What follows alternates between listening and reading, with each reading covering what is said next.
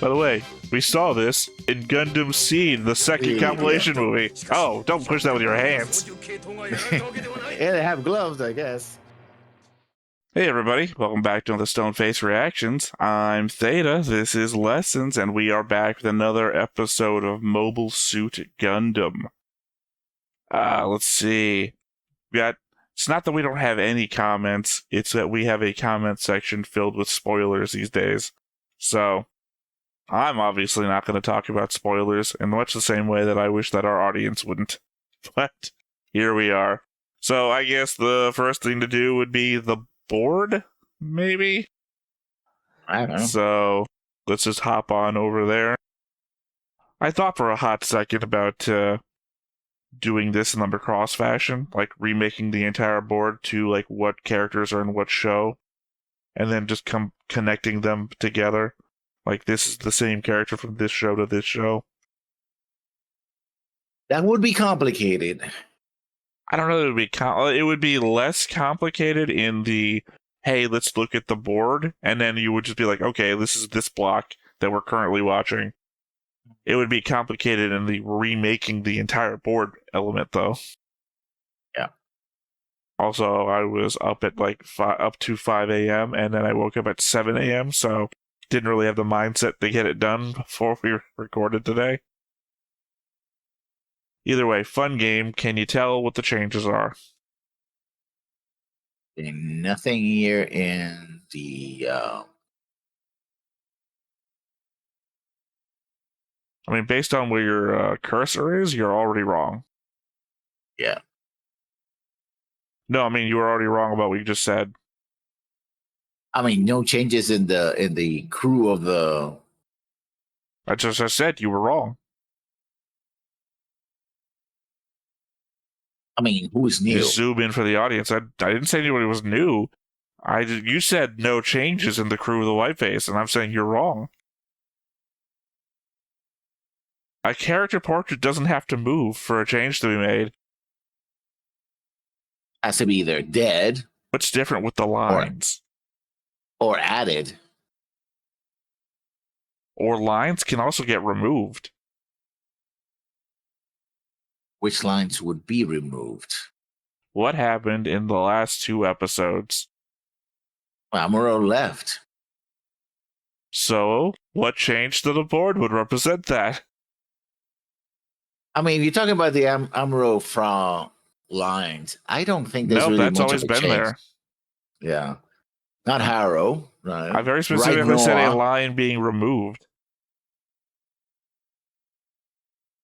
But if it was removed and I don't see it, then and I don't remember it from the last time, then how would I know if it was removed? Because you can see all the lines connecting Amuro, and you've already pointed out Amuro left. So what does everybody else have in common? What's this giant green line that connects every member of Light Base together? And then, boom, what does Amuro not have anymore? Yeah. There was a green line that came out from here to Amuro that no longer exists. You know that this is pretty complicated, you know. You're the one who makes it and knows how to change it. It's kind of hard to understand. I'm not asking you to change it, of course. It's not actually all that complicated. It's a helpful memory device is all it is. If it was that complicated, it wouldn't be that helpful. Like, green line... Go ahead, ask your question.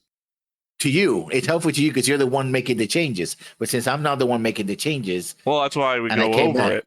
So that you know what the changes are or what everything represents. Like, okay, pick out any character connection on here. And let's see if this is actually helpful or not.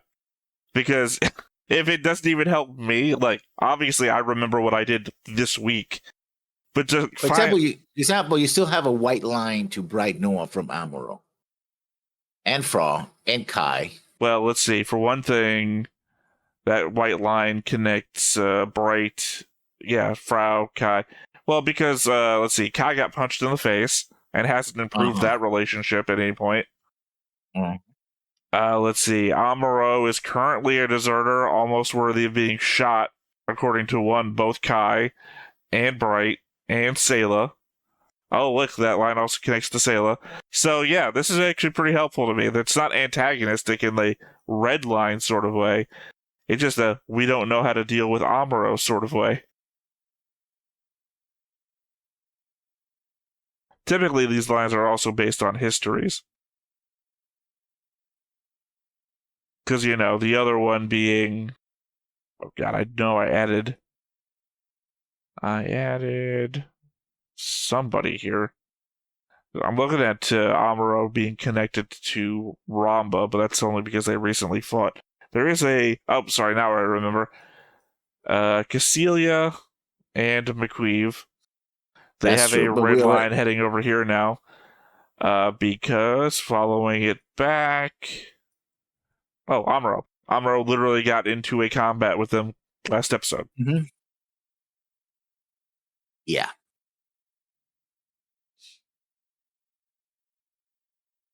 Well, look, man, I don't know how to make this easier for you. You have to, I guess, step back a little bit.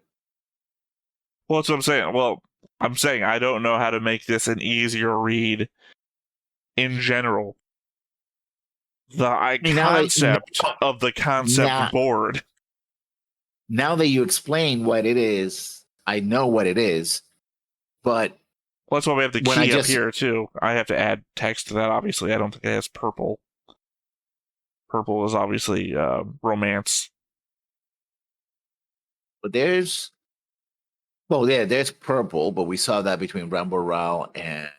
No, I mean up here in the green equals allies, friends, blue family, red enemies. I don't have purple written on there because I think this is like one of the earlier boards that I started making. And obviously, like during Macross, for example, I came up with new colors. Like I think I came up with purple during Macross, gold as well, meaning I'm the same person, so that one's probably not gonna come up here. Gray, I got killed in another series. As I said, I don't know how to make my subway map any easier to read. It is I keep wanting to use the word mnemonic, but it's not a mnemonic, obviously, because it's not verbal. And I can't say that you're not being true here, because yes, I do know it, because I make it. But at the same point, I want it to be an interactive thing between us. So I don't know how I can make that easier.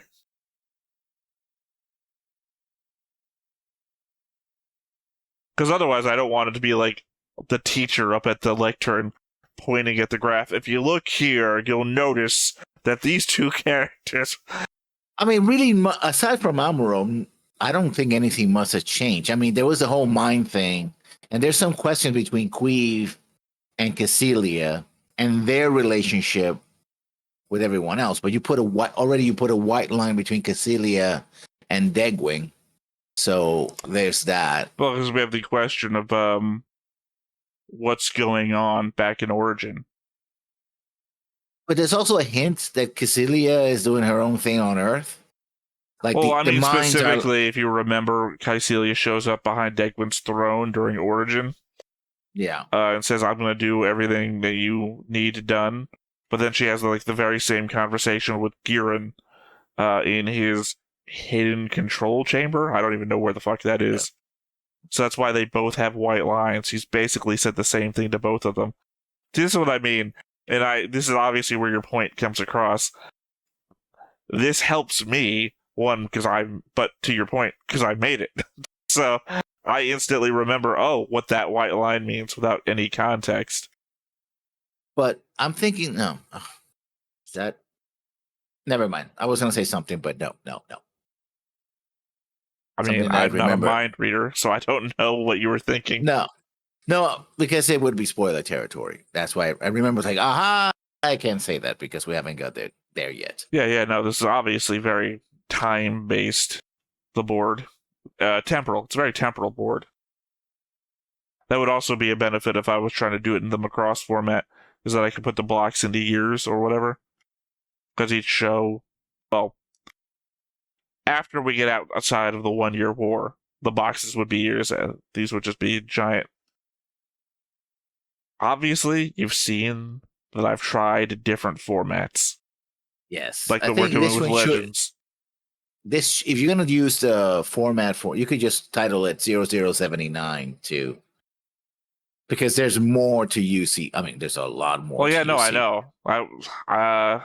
You didn't see. Well, to be fair, I did this with Griffin, and Griffin didn't see because Griffin don't watch our videos either. But no, I did this thing where like I zoomed way out and like, okay, this is what the show we're watching is, and I expect to use the rest of this screen for. You see, you can't even see where my mouse is to know the scope. I expect to use the rest of this for all the UC characters. So, as I said, I always expected this thing to grow out to be a massive scale. It is a big grid.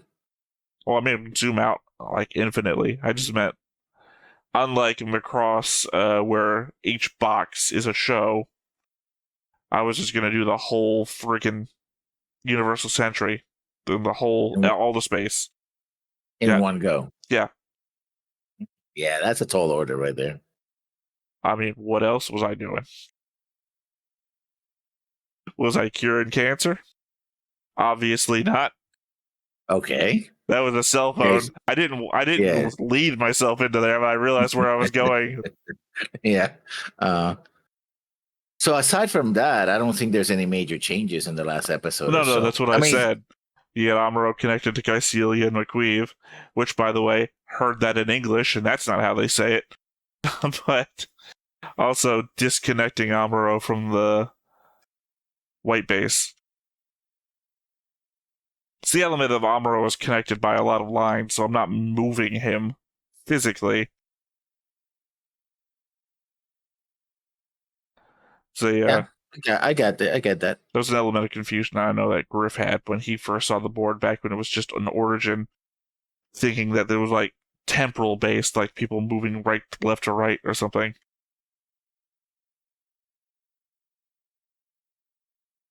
Well, all right then. Like I said, I don't know how to make it any easier on you, and I do 100% recognize what you said is true.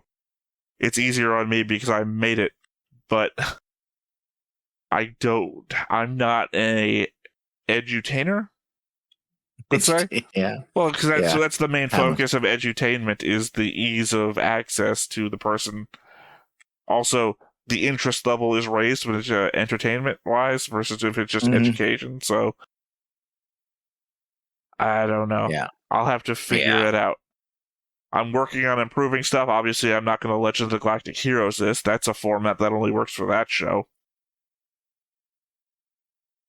Also, it's interesting that Crowley Hammond has two last names, because Crowley is a last name, but I guess it could be a first name. Well, who's to say? All first names are like come from nowhere. True. First names are the most made up of all names. Yeah. I mean, you're just declaring Heyman to be a last name. It's a last name here because it's her last name, but I mean, in the real world? I mean, because, I think it's one of they call him the hamster.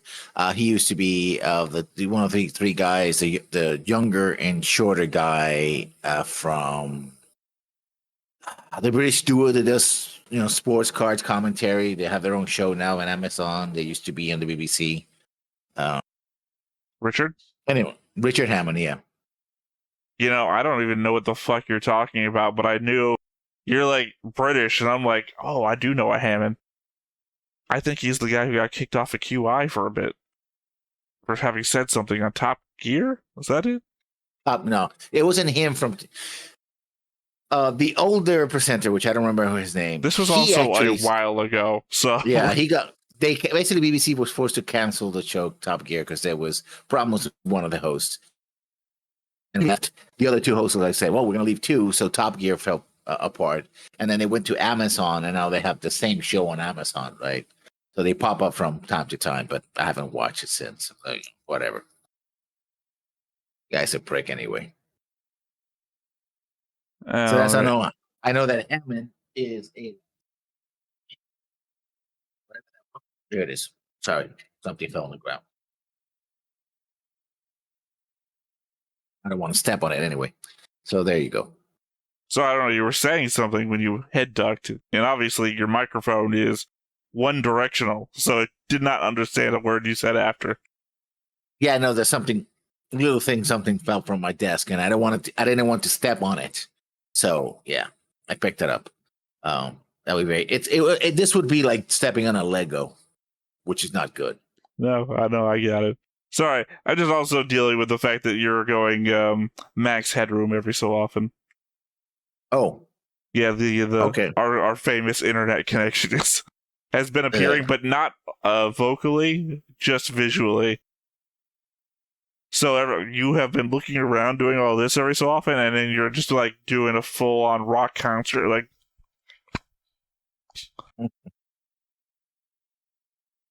Anyway, I guess we'll just go right into thoughts then. Thoughts about the last episode? I'm going back because I do remember the whole, Amuro goes his own way, blah blah blah kind of thing. I do I don't know how to feel about that right now. Because when I first saw it, I was like, oh yeah, I get it. He's a kid and he's conflicted and all that. But now looking back, especially under the circumstances in which they are in. Are you saying that the older you get, the less you can side with teenage boys? It's more of it seems to be, from a writer's point of view, be more made some kind of conflict rather for its own sake, rather than, oh, this is something that clearly Amuro would do, because I still understand the fact he's conflicted and he doesn't express himself very well in that sense. But it seems to be something that in the past they just dealt in the same episode, and now there's like, oh, we just need to have this sort of. Again, it feels more like padding the runtime. It's not bad, and I know where it's going to end, which I like very much. But getting there, it's a part where I go, yeah, I guess. I'm not totally there with it. Well, you know how I pre-write all of my my thoughts out. Well, very specifically, I know I've written like 2 little mini paragraphs where one is like pro and one's against. So I kind of already went both sides on my own as well. Yeah. I mean, I'm still siding with Amuro. It's a fool's errand. It's a fool's errand to side with Amuro. He's clearly in the wrong. But I think this could have been handled better. Oh, are you saying 1979 writing could have been handled better? I mean, any piece of writing can be handled better. Any piece of writing? So you're saying you could handle War and Peace better than Tolstoy? That is the height of hubris. Hubris, but true. Also, I wouldn't write something that long. It's like. Well, wasn't being long have to do with anything? Because I would get bored and want to finish it. That's why. I don't know. That sounds to me like everyone that says you have to hook people within the first 30 seconds of YouTube content. I don't know, maybe I'm not making YouTube content for people who can't sit still for 30 seconds. How about that? Anyway. Well, you only had the one thought? Yeah, because that's the only one thing I want to talk about. Well, and Fra. She feels so much like a doormat in this situation. It's like, can we give her a little more character development, please? I mean, I like her as a character, but it still feels like she's just there to. She seems to be there more to humanize Amuro in many ways. Like, oh, somebody actually cares for Amuro in that way, right? And it's like, oh, he doesn't understand my feelings. No, he's a conflicted 16-year-old who's in the middle of a war zone. He doesn't know his own feelings. I guess he appreciates the fact that you're there, but not even that much. He doesn't show that much appreciation. Well, I don't know what you're implying by that way. Romantically. We see him being enamored of other people, of other women, right? Especially older women, but not Raw, right? Well, I just meant that we've seen other people on board the ship that have sided with him on matters. So it really depended on what you were going to go with that way. Yeah. I mean, others have said because he seems to have a keen tactical mind. You know, he sometimes can see things that others can't. Well, no, I but meant not more always. like Ryu, who was like, "No, we shouldn't shoot him if he comes back." I mean, that sort of thing. Yeah. All right. Well, if that's all you got, those two thoughts. Last time we saw Char, he was getting chatted up by a Cassilia agent. Last episode, we saw Cassilia. Now I have to wonder if they are anywhere near one another. The world wonders. Not the world, just me. Most of the world grew up with the show. Or saw it in 2001 when it aired on Toonami. While going through episode 17 to grab an image to use for a thumbnail, I looked over the scene of Kuzan getting blown out the airlock by the explosion. First thing I want to point out is that you were wrong about the jetpack's wings getting blown off. They are perfectly fine. In fact, Kuzan is blown into a front flip out into the sky, where we get a full view of the jetpack as it's shown directly to the camera. It is completely undamaged, not a single scratch on it. More than that, Kuzan is wide-eyed and actively responding to his predicament in the moments after the explosion that we can see him in. I have no reason to believe that he died as a result of the explosion, or that he was unable to fly away after being cast into the sky. That we don't see him hit the ground, or any indication of the jetpack flying away, leaves it as only a question in my mind. There's no reason for me to believe he should be dead, other than Sayla claiming such later in the episode. We saw the exact same perspective she did, no impact animation or anything, just a dust trail into darkness, similar to when Amuro walks off into the night with the Gundam.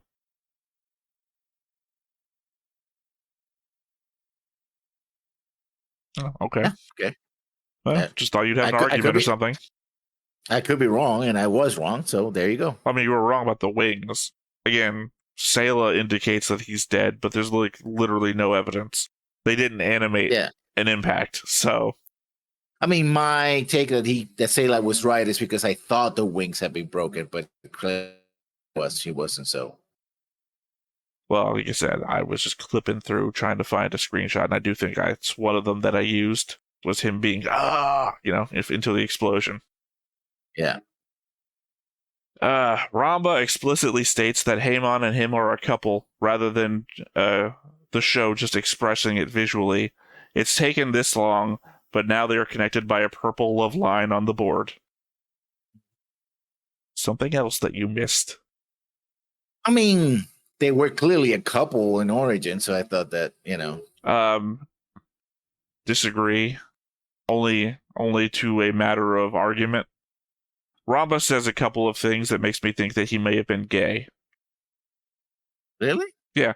It was a more in-depth argument. Here's the problem, is that if I have if I have a discussion with Griffin, and then I have the same thought process a second time, the second time I have the thought process is never going to be as refined or well thought out.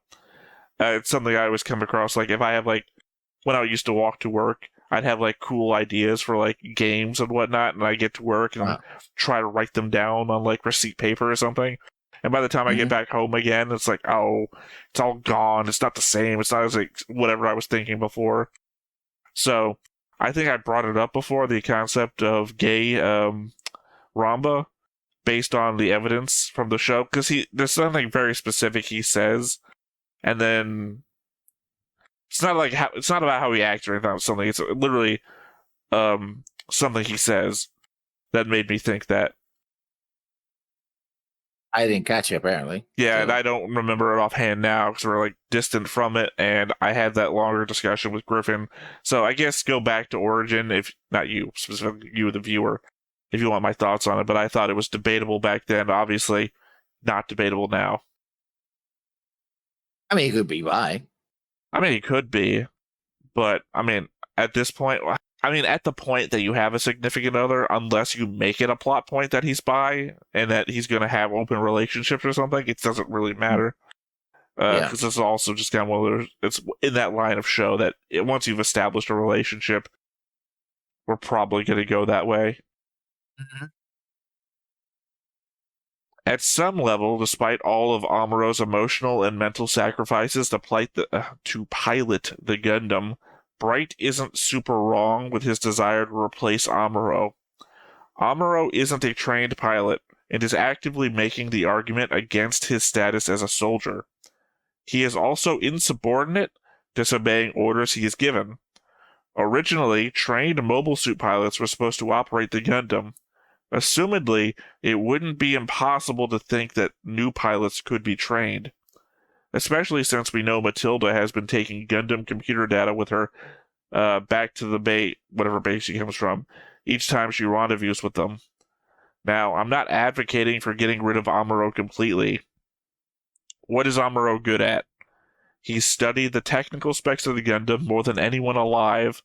He's actively experienced in modifying the Gundam's computers to maximize output, as well as some of its hardware.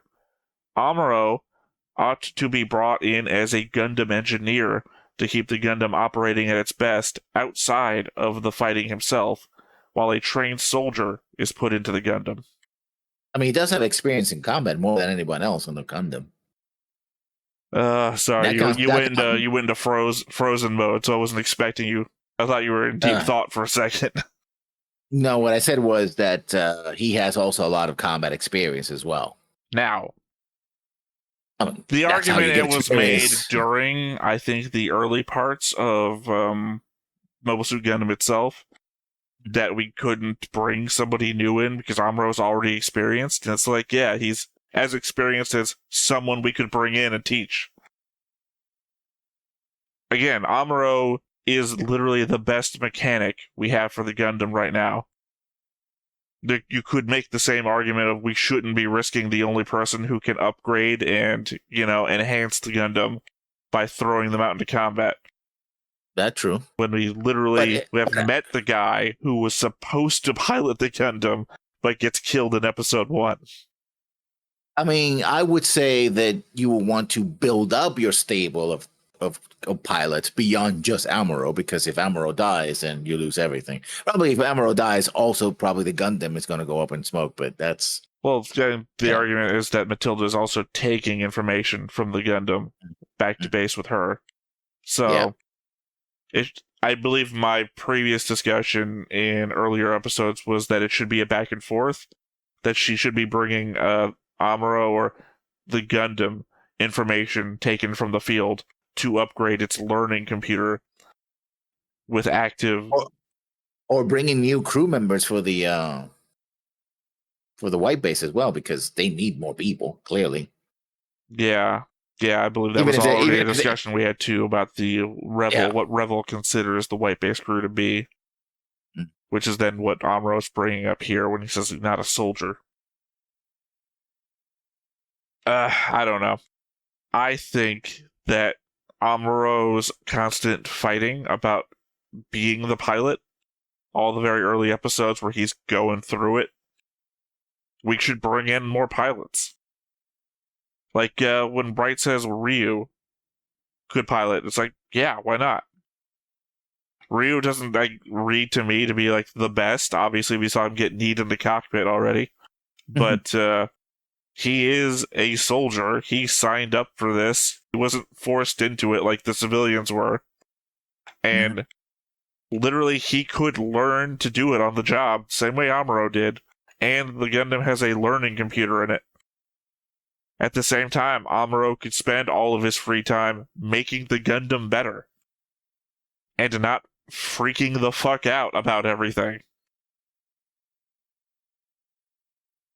Yeah.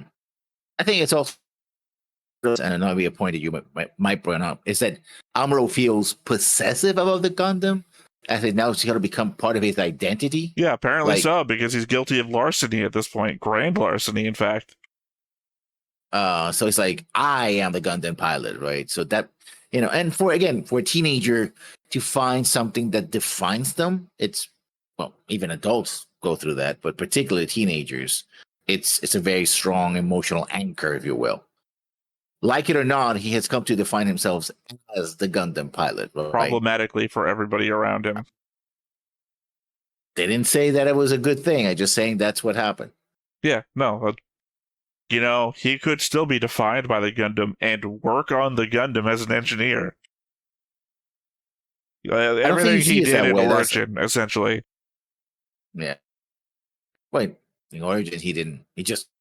He spent all of his time in his room looking at the schematics of the Gundam, reading the pamphlets and everything like that. There's also something the show fails to consider is the fact that the Gundam is a connection to his father, but the show fails to bring that up. That he cared so much about that he's asked one time where his dad might be, and then never brought it up again. Yeah, the show does that. It's like, wow, yeah, what about your dad? I mean, you're saying the show does that as though something else doesn't. It's the only piece of media that exists right now.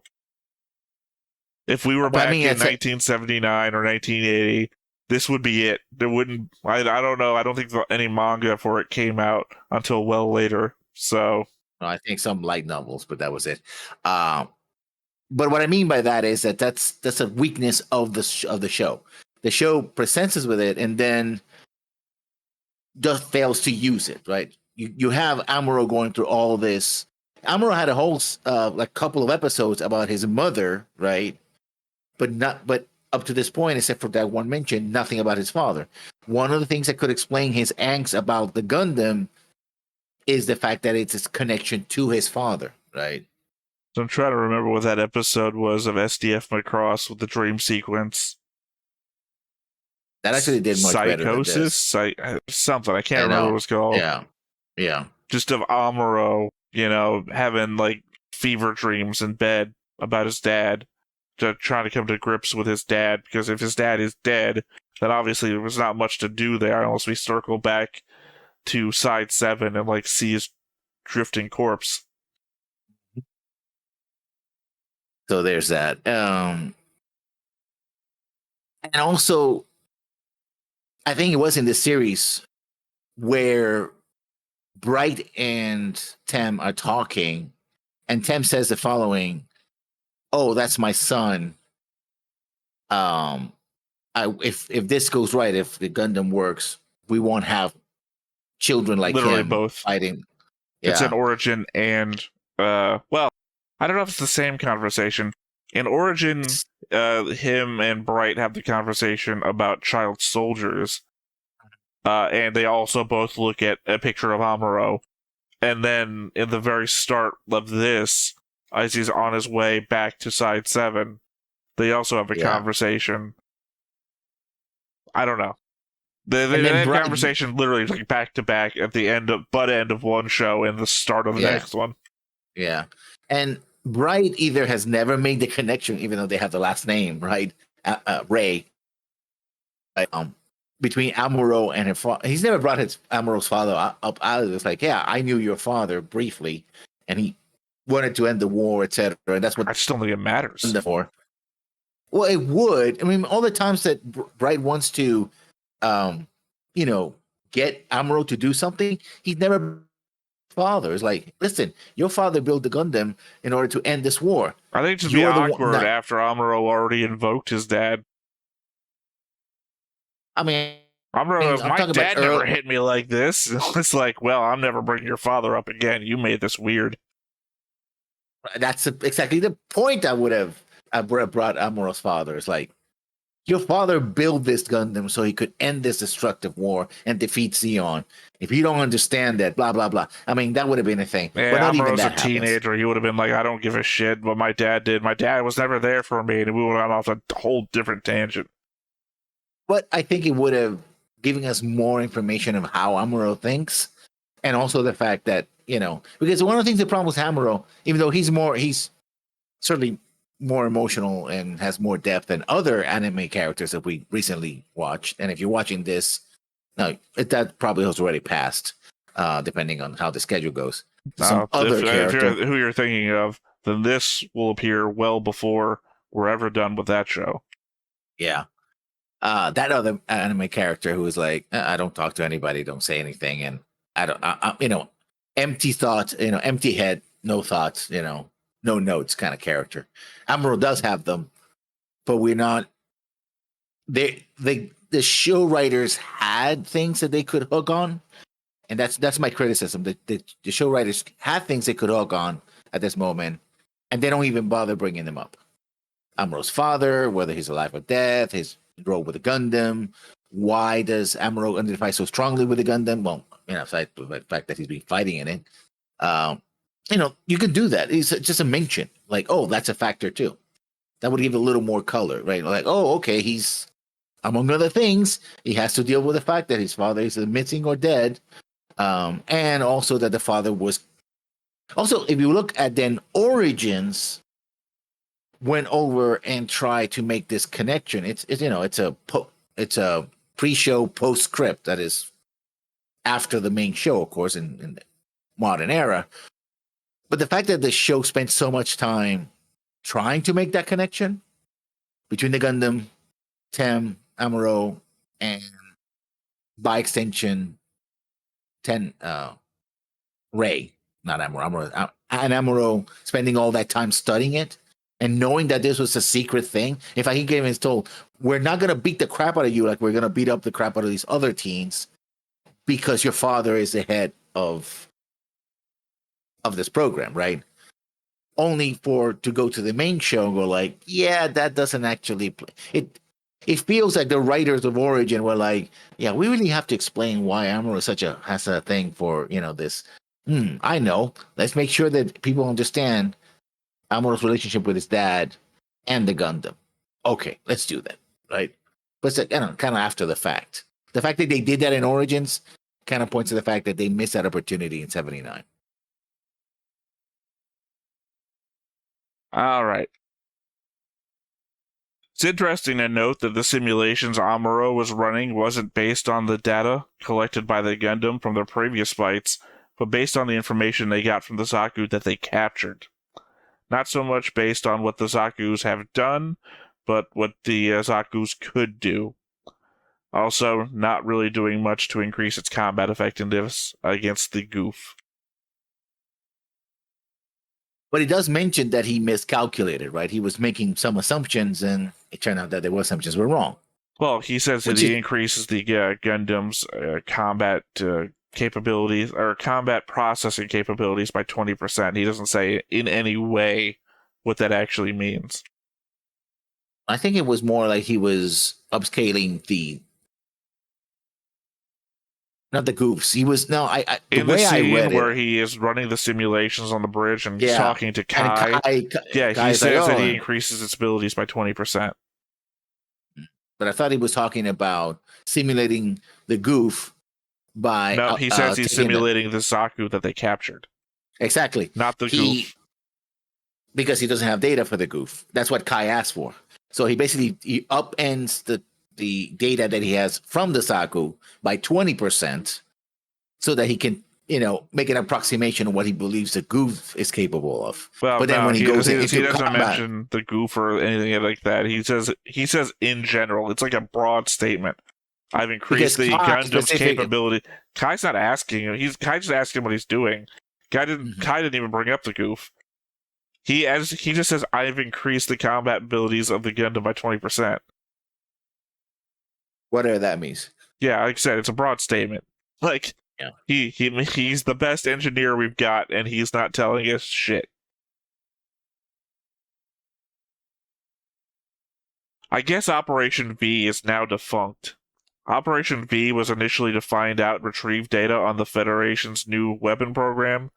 2 episodes ago, Ramba described his mission as a personal one of vengeance by the zombie family to destroy the Trojan horse, implying that the highest given orders now are to destroy it rather than capture it. As an aside, Ramba mentions getting a 2-rank promotion as his reason for doing it, and I had jokingly brought up the fact that he had gotten a 2-rank demotion in the past already. Well, I let it slip past me that the 2-rank promotion would evidently also apply to all of his men, which is who he stated he was doing it for. That and Haemon, so she could live the good life and rub shoulders with the zombies. She gives him a coy look, which could be read as romantic, but given their history and Haemon's skill set, I'd more likely to believe it was meant as an opening to do what she would to the zombies if given the opportunity. Both could be true. Well, I mean, I'm talking about her skill set from Origin, which was to play dress up and then do whatever she wanted to as kind of like a undercover operator. True. But again, both of them can be true. She can, by him giving a double promotion, remember, he is a disgraced noble in the, important family. Now, the important families of Zeon have now become the noble families of Zeon because that was the principality, right? And so if he gets a double promotion, he can get back some of that Ramba Ral family prestige that they lost with his father, right? Exile and all that. And she, who used to be I guess he wants to do the whole, you used to be a cabaret singer and I want to, elevate you to the status that you deserve kind of thing, right? So he can be pulling a pretty woman. And also, by the way, if you happen to get in a position to, I don't know, stab Cassilia in the back with a long knife, go ahead. You do that too. I don't care. Little revenge for what happened to my family as well. Right. Little column A, little column B. Exactly. I don't think Kuzan's information was particularly of any value. He stated the Trojan horse had a Gundam, a gun tank, and a gun cannon, things Zeon already knew. He stated that there is only one of each on board, something that could be also easily deduced by a combat experience with the white base so far. He even said he didn't know if they had any fighters, which we and Zeon do know that they have had combat with the core fighters, which has happened on more than one occasion. So honestly, the value of his communication was essentially nil beyond the location of the Trojan horse, which arguably might have already known, considering they're in a fight with it.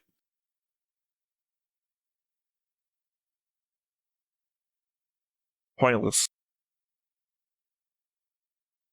Confusing statements from the Zeon side at the inconsequential mine from 2 episodes back. They launched missiles at the white base, then started bombarding it with artillery fire when it got into binocular range. Yet, somehow didn't know what they were attacking was the white base until they heard Ramba was coming in to back them up. The juxtaposition of knowing that Ramba is leading the Garma Revenge team and what it's doing, calling the white base infamous, and yet not knowing what it looks like.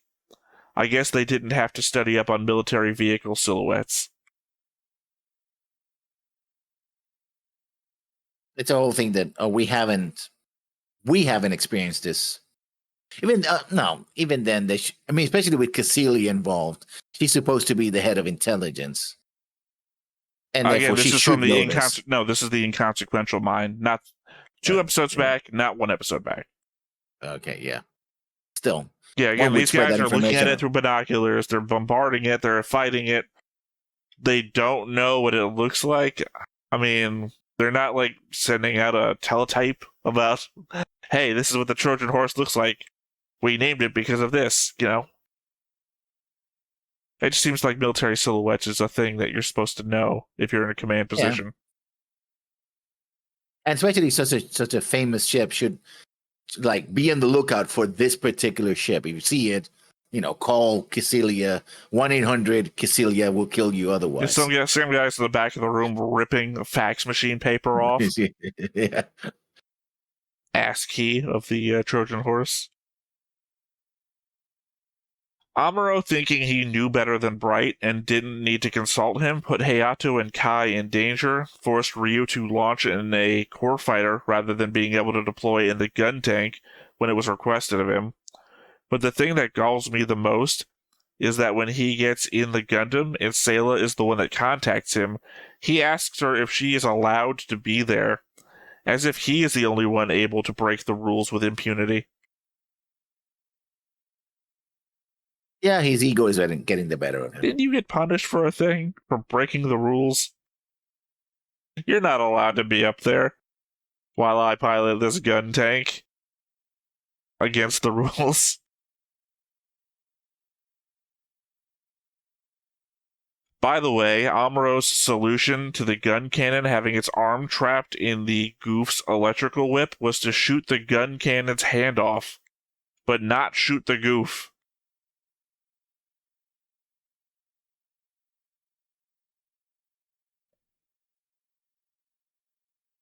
I think also the fact that we're just showing that that happened in an earlier episode, that the electro whip actually melted the part of the gun cannon's arm as well. That was this episode. No. I see. You're saying that the only thing I'm remembering is it melted part of the Gundam's shield. I don't remember it melting any arms. Yeah. But my point is that you had the pinpoint accuracy to shoot an arm off, but you didn't shoot the one that the whip was coming out of. Good decision.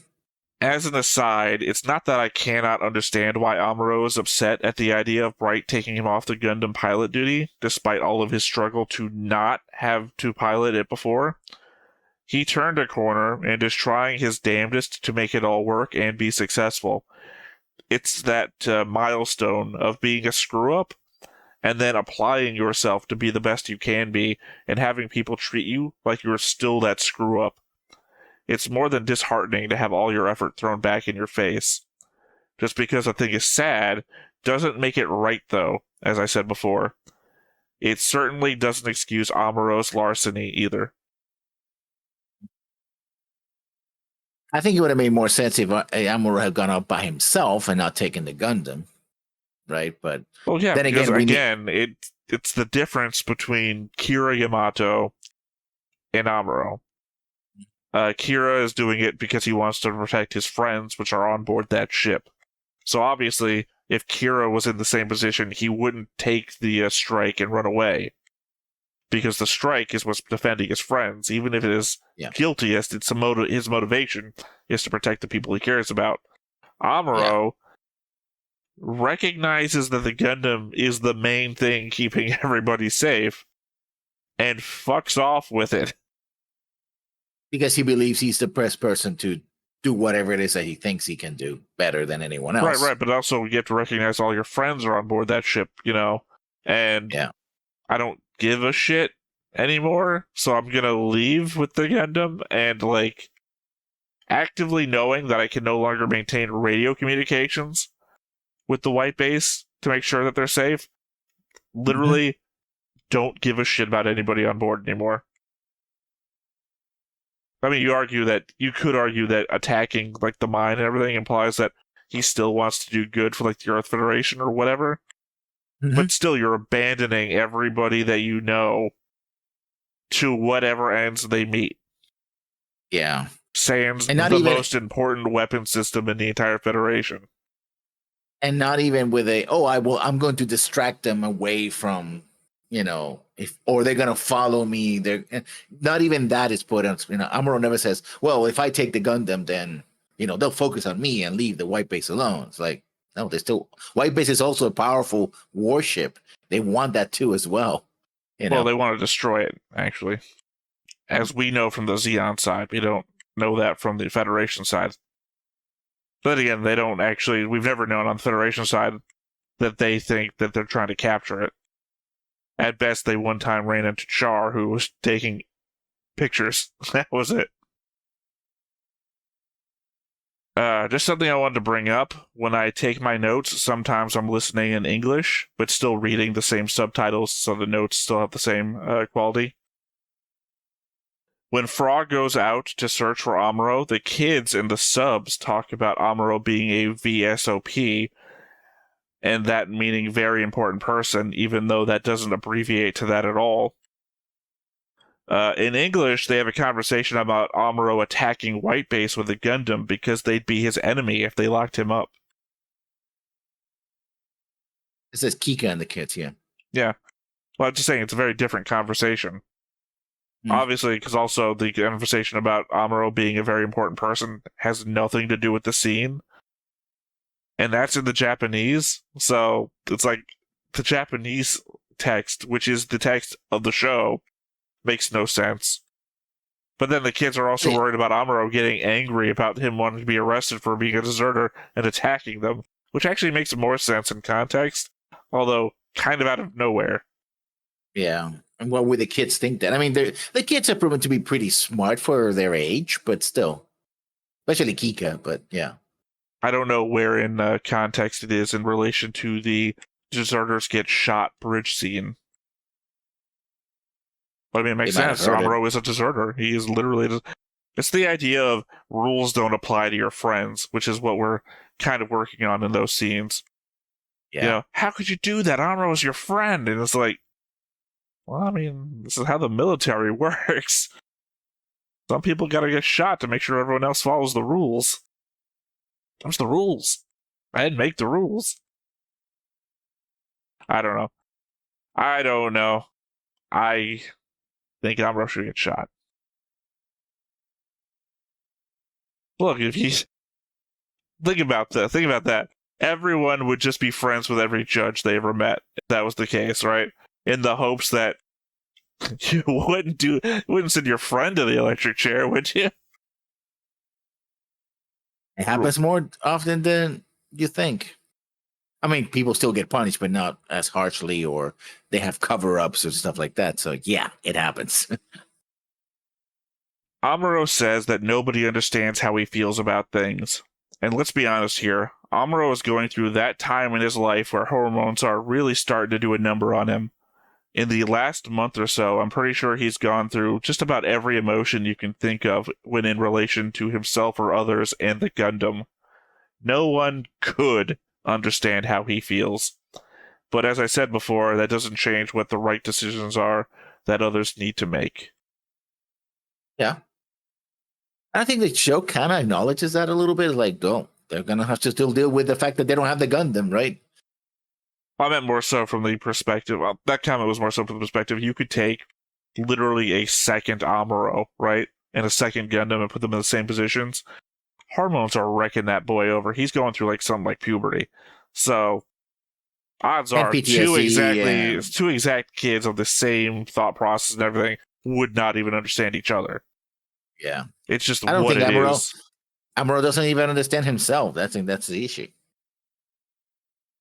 I have no idea what solium is, other than the fact it doesn't appear to be real. Nothing is given in the show so far to denote what it's used for, other than the fact that it is rare enough that Zeon would destroy a whole mine complex rather than let the Federation get a hold of it. It has to be mobile suit related, or mobile armor, or weapons, or something like that. They must be getting information outside of when Matilda comes. Last episode, they kept referring to the mine that Revel wanted to attack on Odysseia Day. The most we've heard was that Federation forces were gathering in Europe. Otherwise, we've been given no intel on the operation at all, let alone that it targeted a mine. I suppose there is also the fact we've never even encountered the civilians that the White Base was meant to pick up, which was the entire reason for us to head out this way in the first place. Feels like we time skipped over some events. Quite a bit. Yeah, the show does do what seems to be days or even weeks worth of time skips, even a month or two. I said, oh, they're here, and then they find themselves over there, and then they're stuck there, and then whoops, they're over here. Like, wow, what happened to the intervening, travel? Oh, it just happened. Which makes sense. I mean, they are constantly traveling, so it's not like, oh no, they teleported there. It's like, no, it's understandable that they would go there. Oh yeah, no, I'm not talking about like the distances traveled or anything. Just the information. I don't think we're getting all the information that the characters in the show know. So, assuming that the Japanese standard measure of temperature is Celsius, which it is, by the way, that's not even an assumption. That means for us that the Gundam was getting cooked at 7,232 degrees Fahrenheit. That means that the Gundam's armor has a higher melting point than tungsten, which is the metal with the highest melting point, at 6,192 degrees Fahrenheit. No wonder they needed to create a super napalm to melt this thing. Zeon made a weapon that heats stuff up 1,000 degrees hotter than the melting point of the toughest materials on Earth, and the Gundam didn't even weaken. Hell, even the alloy with the highest known melting point, tantalum hafnium carbide, has a melting point below that temperature. Shows you how, again, this is the aspect of that. I keep repeating, Gundam is in the, it's called the first real robot anime, but still has quite a bit of aspects of superhero robot. Like, oh, it's made out of a special material that no one else is able to replicate, right? It is the only Gundam. Up to this point, it's the only Gundam that has appeared, right? Can take all these hits. We know it's not. Yeah. Well, what's the code? What's the RX 78? I think it's a 72. No, 78-2. Yeah. Which implies it was already a prototype or a first model before it. Yeah. So already we know it's not the only one. Well, we don't know what, you can have an earlier prototype that wasn't completed. Or is better than the current one, as proven by the Zaku's.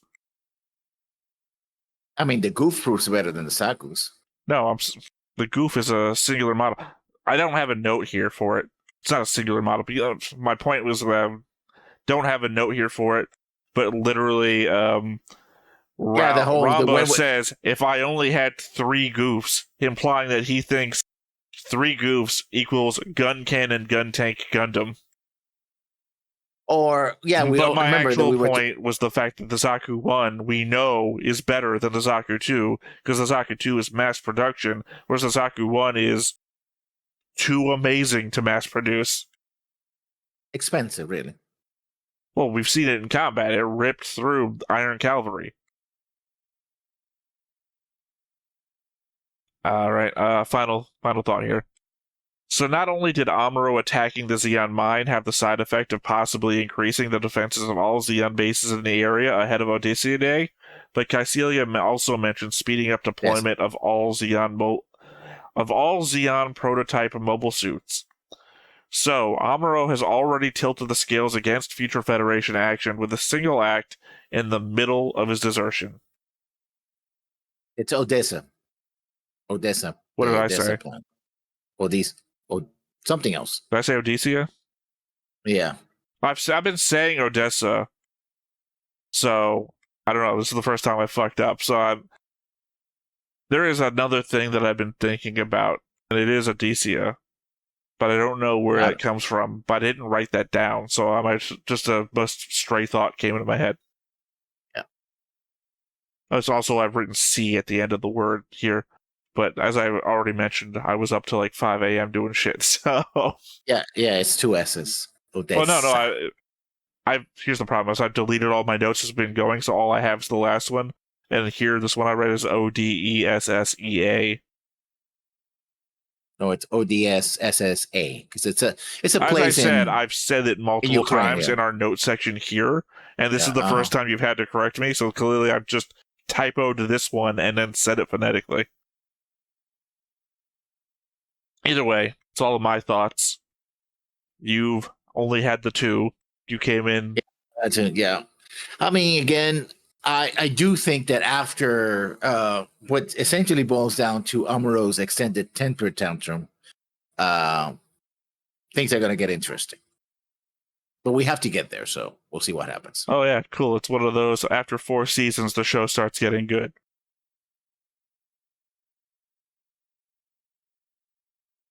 All right, well, I guess there's nothing left to do but for us to go ahead and get on into it. But before we get started, make sure that you hit the like button, hit that subscribe button, comment down below to feed that algorithm. On top of all that, if you want to watch more shows like this, unfiltered, uncensored, and uncut, as well as some early access stuff, you can check it out over on the Patreon. It's just $5 a month, but hey, no pressure. There's zero pressure in order to do that. It's just a little bit of extra support, and it would be greatly appreciated.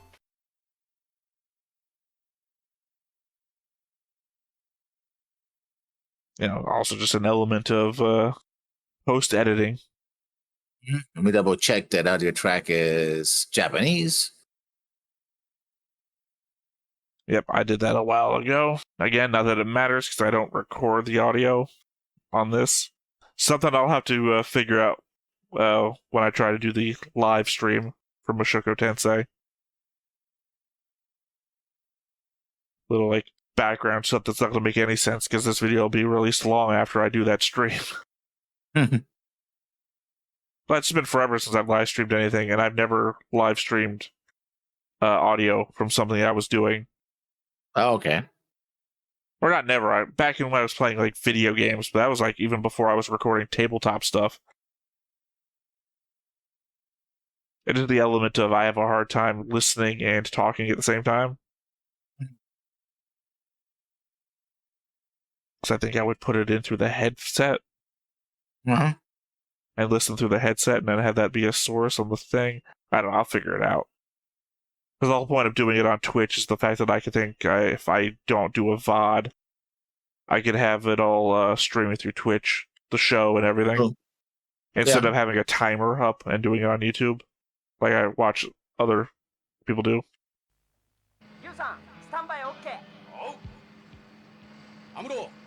Wait, am I watching this? What are you seeing happen right now? Yeah, the docking. Yeah. But we've done this as a recap 3 times in a row now. No, they did it 2 episodes ago. They recapped this last episode. And now we're recapping this again. He's deserted. Yeah. It very much makes me think I'm watching the wrong episode. The narrator's not talking. Never mind.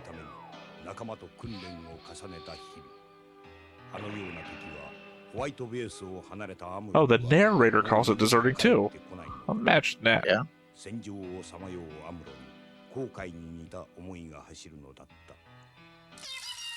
A feeling similar to regret.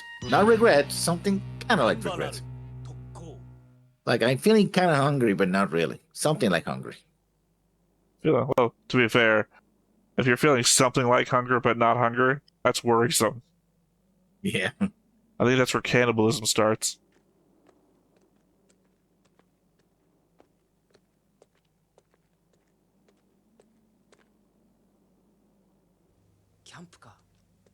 One, where's the Gundam? 2, where did you get that? Did you just have a tarp inside the Gundam?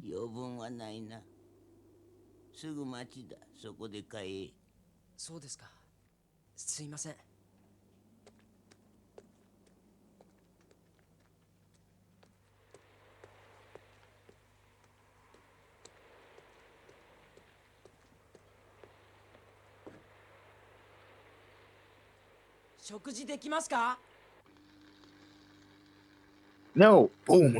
He gets shot in the face. Yeah, say Amuro has no world experience. Yeah. アムロのことか。アムロのことをガンダムと別に考えるのか。Oh yeah, the point Amuro made last time. You don't care about me, you care about the Gundam.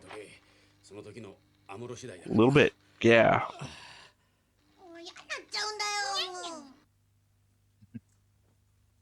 I love Kika. I think she's just saying shut up.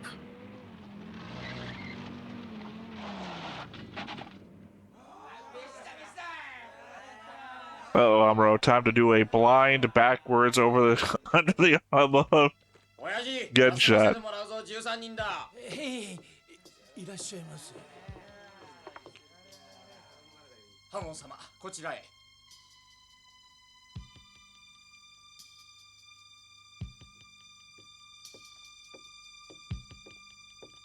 Because the most important thing in this town is a giant water bottle that they have by the bar.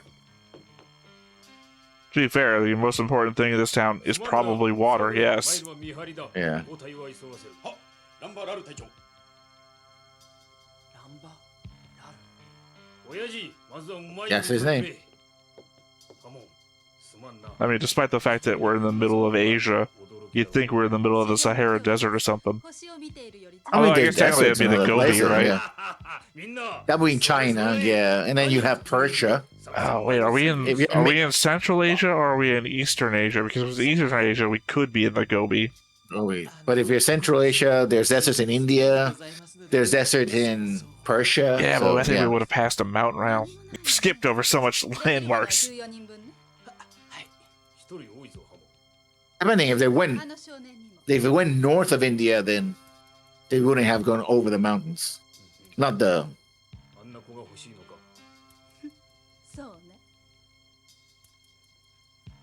Sorry, all this being thirsty in the desert talk is making me thirsty here in real life. Yeah. Now, this is the part that doesn't make sense. She just keeps searching for him because. Well, no, she was chasing after him at the very end of last episode.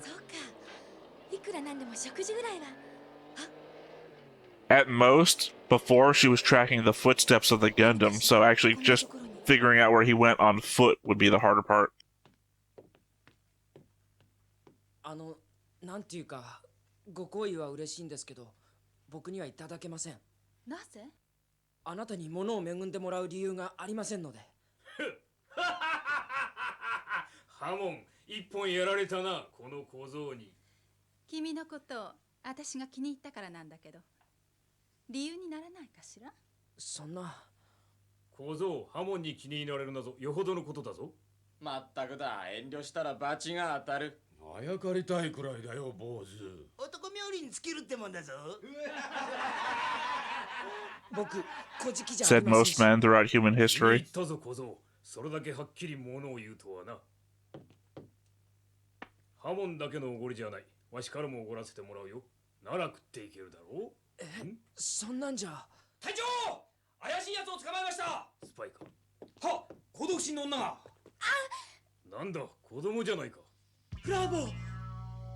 Well, she is wearing an Earth Federation uniform, though. Yeah. At that point, she's not a spy, she's just Earth Federation. They just told her, yeah. ちょっと違うぞ。間違いありません。そうなのか、ハモン。さあ、そうらしいけど、その子、この子のガールフレンドですって。アムロ Did you say that about me? Have we finally gotten over that hurdle? いい目をしているな。それにしてもいい度胸だ。ますます気に入ったよ。あ、アムロとか言ったな。はい。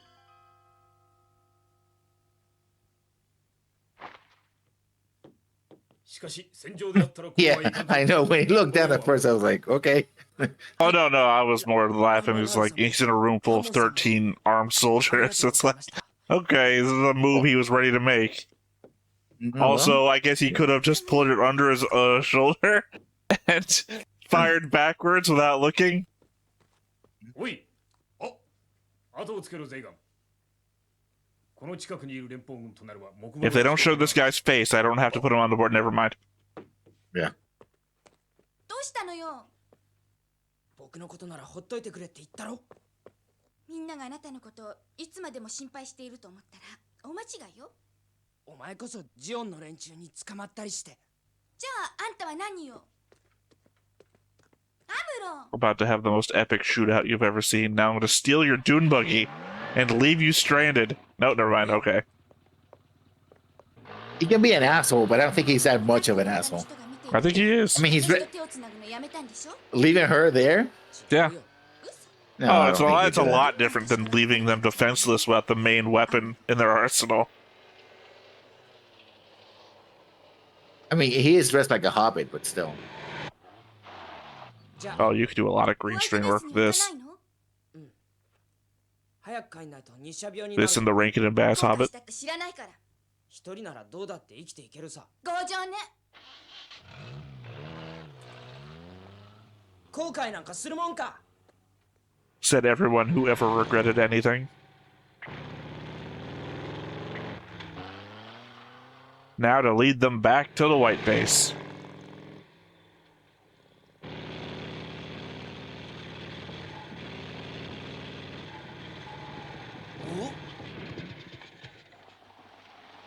I think you could have stopped without turning your motorcycle off. No, he wasn't trying to stop. He was trying to turn the engine off so they wouldn't hear him and coast as close as possible. I think you could have just stopped without turning your engine off.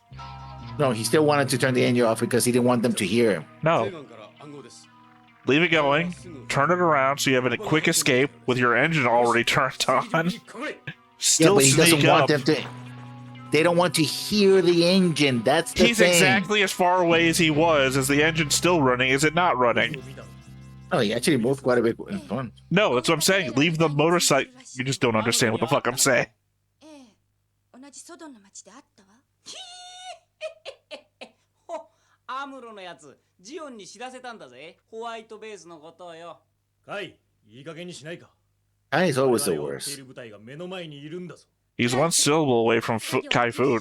迎撃態勢になった方がいいわ。そうだな。フラボー、気持ちはわかるけど、これからは勝手に抜け出したらダメよ。はい。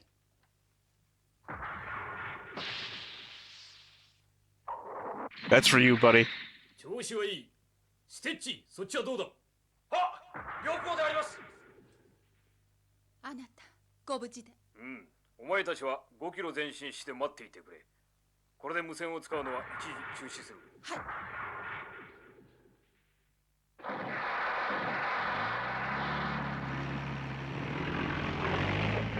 Why are we bringing the trucks, though? あの人たちが僕らの戦ってる相手なんだろうか。君を気に入ったからなんだけど、いけないかしら。ハモンに気に入られるなんてよほどのことだぞ。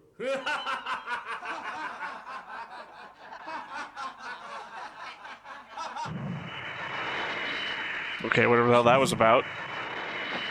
Like I'm I think he's staring feeling- at the sun. The feeling of helplessness that he had at this moment.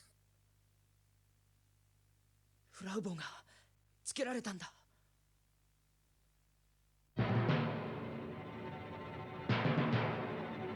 I don't know. I don't typically visualize my feelings of helplessness as the people laughing at me doing full 360s in the air. Like they don't care, yeah. No, that would be if they were lifting their hands up in a vertical motion, as if they did not care. Yeah.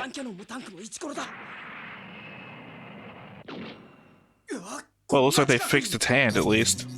They said it would take some time to do.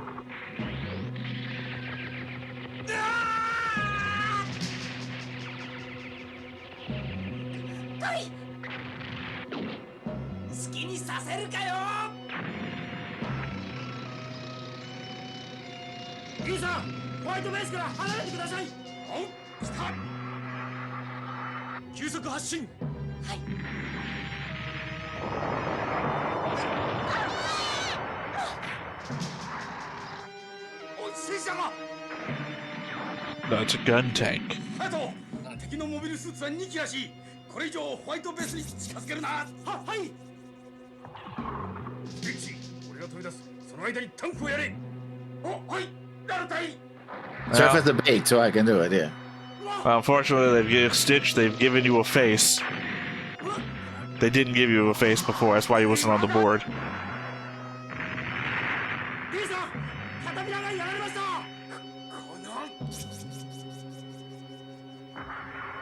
Well, it's a shame you don't have, like, jump jets or something to maneuver yourself around with. Yeah, but I don't think it would be as efficient. You can go up and down, but I don't think they can actually It glide. can. How otherwise it would just float up next to White Base and not be able to move in and out like it does. It literally floats up and then moves into White Base and then lands. Yeah. リュウさん、弾丸は十分残っています。砲弾になればいいことです。 Oh, great. 戦力は無駄にはできません。リュウさんはコアファイターでアムロを呼びに行ってください。よし、わかった。お前の言う通りかもしれん。行かせてもらうぞ。コアブロック発進。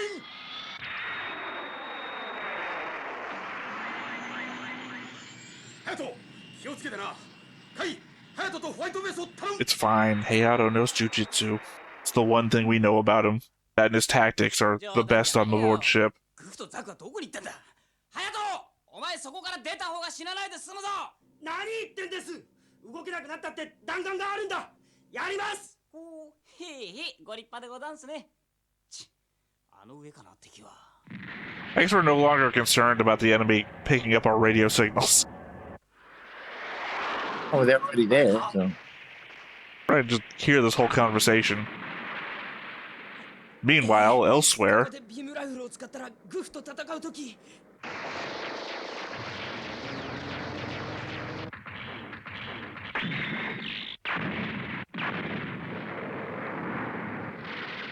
アムロ、聞こえるか？俺がこいつを抑えている。ホワイトベースに向かってくれ。リュウさん、すいません。リュウさん、迎えに来てくれたんだ。Which is completely different from Frawl looking for me.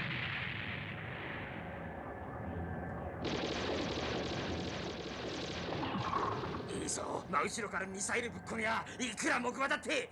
後ろにザク一機接近中です。 Which I base on no information whatsoever. 誰もいないようです。真後ろなの？はい。全速前進。全員何かに捕まって。木馬め。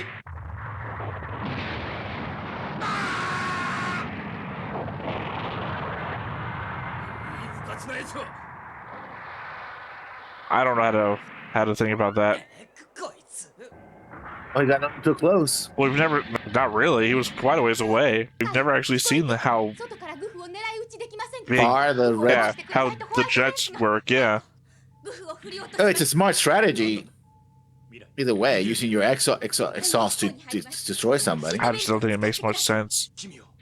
The idea that he was going to fire a missile, but he was close enough that he would be in the explosion. I don't know. It's like firing a rocket launcher in a tight hallway at a door. すごい未来さん。 2 episodes ago.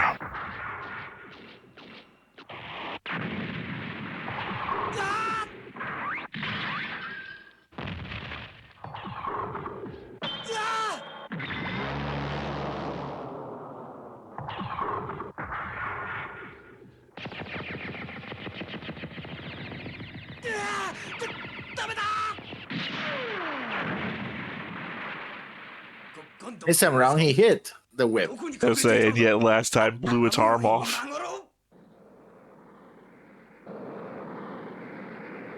That's an awkward flying position, but sure. Saved some Like, he's like- animation. こいつ。正確な射撃だ。それゆえコンピューターには予想しやすい。 Shouldn't be the other way around. Your The more- problem is that your firing is too precise. Too precise. どうせあと1回ぐらいしか撃ってないんだ。おお、思い切りのいいパイロットだな。手強い。しかし。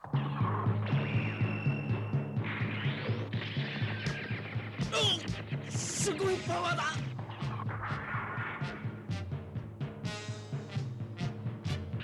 Does the Gundam have an infinite power source? Yes. The weapons don't, but it does.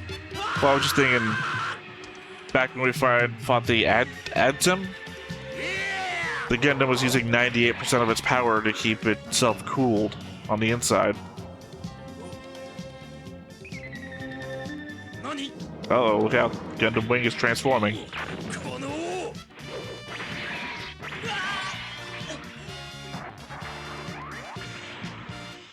By the way, we saw this in Gundam Seed, the second Yeah. compilation movie. Oh, don't push that with your hands. Yeah, they have gloves, I guess.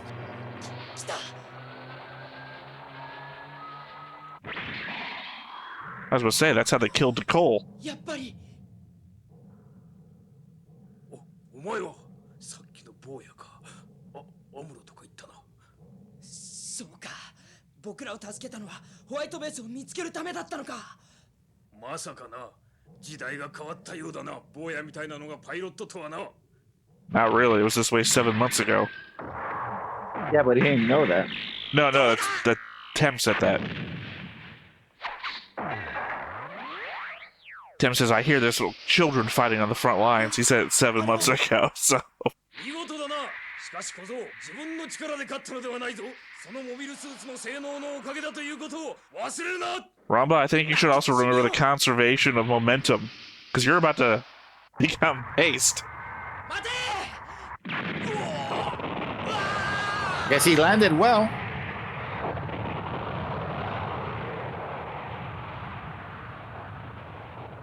And in fairness, I completely forgot about the whole mobile suits exploding thing. カイ、リュウ、交代しろ。ハヤトのガンタンクの収容第一に、ここから離脱する。損害があまりにも大きすぎた。アムロ、回線を開け。各機の収容作業を手伝ってもらう。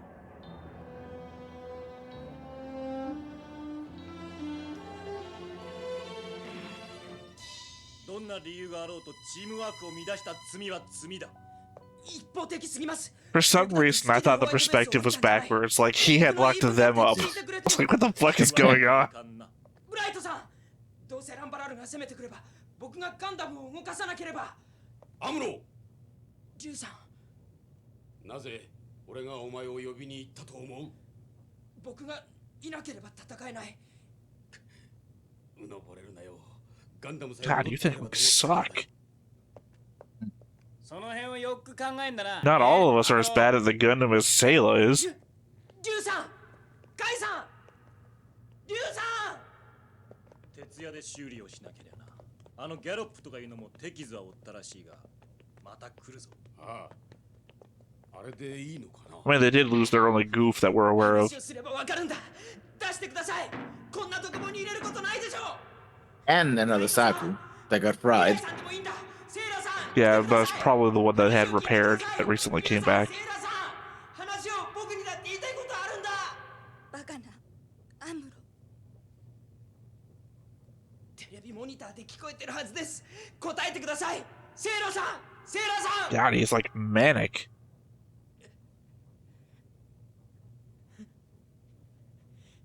僕が一番ガンダムをうまく使えるんだ。 This is why I stopped liking Naruto, by the way. Amuro has the attitude of Naruto. You can't win the Great Ninja War without me. I gotta be out there. うぬぼれるなよ。お前の力で勝ったのではない。ガンダムの性能のおかげで勝ったのだ。 I think I like Gundam a lot more now because of this whole arc thing going on right here. おごらせてもらうよ、アムロ。 I feel like every other Gundam series I've ever watched doesn't have this. You just let the main character think they're the fucking best until the very end.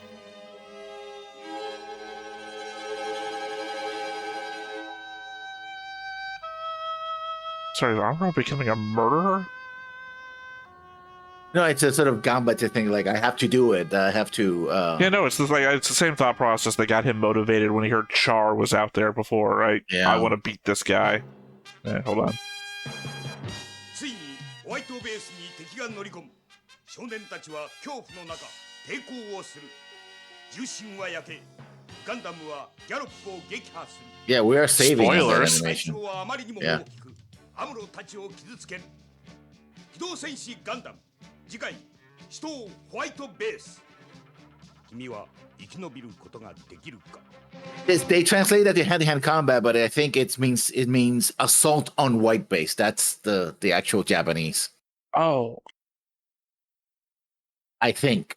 No, sorry, I could be wrong. I couldn't. I had a thought, and I couldn't remember if it was this show or not. I told you before I'm watching Banner of the Stars, Crest of the Stars solo series on my own. And when I got to Banner of the Stars 3, I had to get to a different subtitle source, which translates the characters' names differently too. To be fair, the characters' names have been translated differently than they are from the book that they come from as well, so they've already been different. But Raphael calls Jinto fool all throughout the series, and I've never paid attention to what they're saying in Japanese. And now that I've noticed that the translation is different, I'm hearing it, and she started calling him idiot. I'm like, she never called him idiot before. Her pet name has been fool for him. And she actively actively said, no, that's what I'm saying. I never listen to Japanese before. But now I heard her say baka when she called him an idiot. It's like, has she always been calling him baka and they've just been saying fool? Or is she actually calling him an idiot now? So when you're saying they're translating this differently, I'm like, oh, things I've just not been paying attention to. I mean, it feels that way because well, one thing in the translation, they don't mention white base, even though they say it in Japanese, well, Japlish, they white base. So based on that, I think it's supposed to be that something assault on white base, right? Or the white base will get assaulted or attacked, something like that. I'm not really sure. My Japanese is not that great at all. So in the comments, I go like, "Yeah, you're wrong. It's okay, no problem." I mean, the vast majority of our viewers speak it, so they'll know. No, yeah. But no, I like this element of forcing the main character to get off their high horse or their Trojan horse, if it were. Because I mean, again, the majority of Gundams that I'm used to, the main characters are just the best, and they'll always think that they're the best. And I hate characters like that. Like we had this conversation last time, or during one of the other shows. The fact that the main character has plot armor that they can't lose because they're the main character. What's the show? Not a lot of shows pull the psycho first 10-minute route, right? Notice how the Gundam in the beginning could almost never be damaged by anything. Now you start seeing the Gundam get damaged more and more. Keep an eye on that because I think that's part of the visual language. Like in the beginning, let me finish, please. Amuro was inexperienced and he had to rely on the fact that the Gundam was kind of untouchable. But now that Amuro is going through this transformation, he cannot really rely too much on the Gundam because the Gundam can't. Now they found a way to actually damage it, even probably destroy it. I mean, Ramba Ral just cut it open, and we had the shield destroyed multiple times and we had one arm melted and stuff like that. So now it's becoming more and more about Amuro's skill rather than just rely on the Gundam. And the fact that Ramba Ral's not even the first one to call him out on it. It's like, oh, you're just relying on the strength of the Gundam. You're not that good, right? And what's his Amuro's reaction? Is like, no, I'm gonna get good. It's me. I gotta get good. Which he's kind of had that before when he was fighting Char as well. Like, oh, Char's too fast. I have to change things. So I like that the show kind of starts as more or less like a super robot show where the robot is unbeatable, and now it's shifting gears to be that also happens in many super robot shows where at the beginning the super robot is beatable and then the bad guys upgrade and so the good guys also have to upgrade. But here the good guy upgrade is not, oh, we're going to give him like a super pack or more missiles or some kind of gadget to adapt. It's more like, you're the pilot. It's the person in the cockpit that makes a difference. Well, I mean, it is the upgrades, though. It's just not the upgrades on, as you pointed out. It's the goof is the upgrade. And there is no upgrade for the Gundam because there is no facility to make an upgrade. Right? Yeah, but I think also the fact that there might not be any upgrades. Okay, in like going Macro 7 when they are like, oh, we're going to have the sound pods, right? And they clap on and stuff like that. We're at the place that can make that, is the point I'm saying, is that there's no upgrades for the Gundam. We started off super, and that's as super as we're going to get until we get to the Federation and find out that they've got like a factory that can make these things or something, because this is all we got. Now, if Zeon starts making shit that can fight at the level of the Gundam, then that's the only thing you got, is to find someone who can pilot better. Like, we got to find the red comet of the Federation. Yeah. Also, the fact that Ramba Ral is a good pilot, so he has a superior mech. I don't know. And he said, well, to be fair, we saw the thing in Seed. Like, I can only pull the metaphors that I know, not the metaphors, but I can only pull the shit that I know. And that's basically the Athra and Kira fight from Seed. Cut each other open, explode, touch burning hot metal with your bare hands. I don't know. Maybe that's where the argument comes from, that he could survive that explosion. Is Ramba twisting burning metal with his gloves on? Maybe we don't know what temperatures actually mean. Maybe they made their own thing in the future. But I mean, the conservation of momentum is that he gets pulled from his cockpit. The Gundam is flying itself backwards. The moment he hits ground, he should be paced. That's soft sand, man. I'm telling you. Well, because there's nothing to stop him. There's no stopping his momentum. Or maybe he pulls his arms out of his socket when he just goes full extension on the cord, and then I don't know Spider-Man. Yeah, he goes full Spider-Man there. But there's nothing to stop the motion that he's in. He should be screaming for his life at this point. Ramba Ral. But he hits the ground like Ramba Ral. I don't know. I've already got his theme down. It's the Goof Troop theme from the Goofy TV show, whatever it's called. Goof Troop. It was called Goof Troop. Goof Troop. I don't know. Again, the end of the episode is what makes the episode for me. Not particularly the fight with Ramba. It was good, but again, it's the scene that I don't get in Gundam very often, which is the scene of the comeuppance of the main character. He feels like if you took the main character of any non-Universal Century show, the Gundam pilot, and then locked them into a room and didn't give them access to their Gundam, what they would do. Yeah. You can't do this! I'm the best Gundam pilot! You gotta let me in the Gundam! Except for Setsuna, that dude is just a cardboard plank. Not for you, that's for every audience member out there that will recall that I do not like Setsuna. That is the main guy from Gundam 00. He is an emotionless plank. Further thoughts? No. Okay. Like you said, this is the 2 episodes are going to be the biggest thing for you, so I just kind of thought that you'd have something more to say. You have to watch them back to back in order for them, because by itself, it's a good episode, but you need the context of further episodes. Well, obviously, a bunch of people are about to die. The show literally just said that. Also, the Gallop is going to be destroyed. Which implies to me that we're probably... Okay. Who is going to die? It's not going to be Sayla, obviously. I mean, I'm not saying Sayla can't die. This just feels really early for Char's sister to die without Char having, a last conversation. I don't think it's to be Bright, because I don't think you have yourself as drawn not even halfway through the show as someone who would die. Mirai, I feel like we've only delved into that romantic relationship that's happening, so I think she's a little bit safe right now until we get some payoff on that. Definitely not the kids, because it's not that kind of show.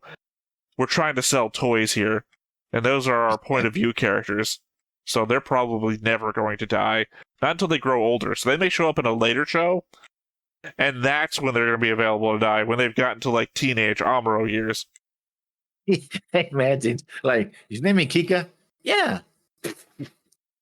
I mean, to be fair, that would be the fucking amazing way, and the way you should do it, right? We've emotionally invested the children that grew up with the show with these characters. Yeah. Now, we have a whole bunch of shows that happen after this. We bring them in, they've already got the investment, and we can fucking do anything. Like they did in Transformers, the movie, where they killed a bunch of Transformers and a bunch of kids were like... Oh, yeah, the animated movie. Sorry, you said Sorry, the horror of today is that you say the Transformers movie, and I think Michael Bay. Like, what? Optimus Prime. We gotta bring in more toys. Hey, that saved the G.I. Joe movie. Well, I guess technically with a little bit of voiceover. It hit him in his heart, but he's saved. I'm not gonna be on screen while I'm talking, because this wasn't originally animated, but... Yeah. Anyway, I don't know. Ryu has already gotten saved once. They could kill Ryu, or Hayato, or Kai. Although are they building up Kai as an asshole just to kill him? Okay, one of those 3 on the good guy's side. Hayato, Ryu, or Kai is up for death. Obviously, I think I've already said this already. Ramba and Heyman are dead.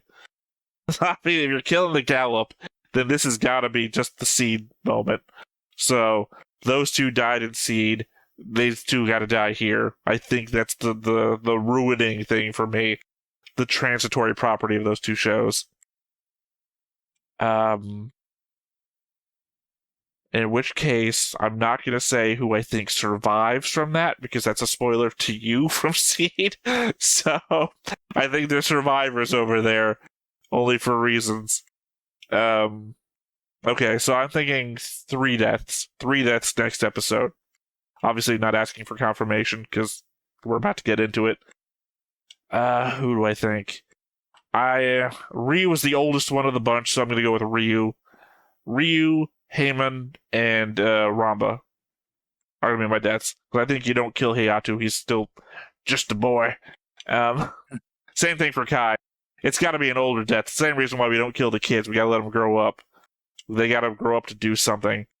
Ryu's our older, experienced person. He's already gotten off the off the hook once from Origin to now. So, yeah. That's my bet. Obviously, I'm not counting, like, background side characters. Like, if the chef buys it, I'm not counting it as somebody I missed. Yeah, no, I don't know about Omar or John? What is his name? John Job. I think, yeah. I'm going to count them as side characters. Omar's shown up twice. John Job has apparently showed up 1,000 times, and we just never see him. Every blonde-haired kid in the background is apparently John Job. Yeah, they always mention him. It's like, oh, where's John Job? He's working on something. Okay. Well, no, I mean, like, apparently he first showed up at Luna 2. We just never saw it. And I've watched that episode many times just to see if I could pick out John Job. Never have. All right, anyway, that is my prediction. 3 deaths next episode. I guess that's everything for us from here. So, once again, I have been Theta. This has been Lessons. We've been Stoneface Reactions. And we'll catch you next time. Bye-bye. Hey everybody, thanks for watching another Stoneface Reactions. If you have an idea of another video we could go ahead and watch, go ahead and put it in the comments down below and we'll add it to the wheel. Be sure to like, comment, and subscribe, and let us know what you thought about this video, what parts you liked. And until then, we'll see you next time. Is this too goofy?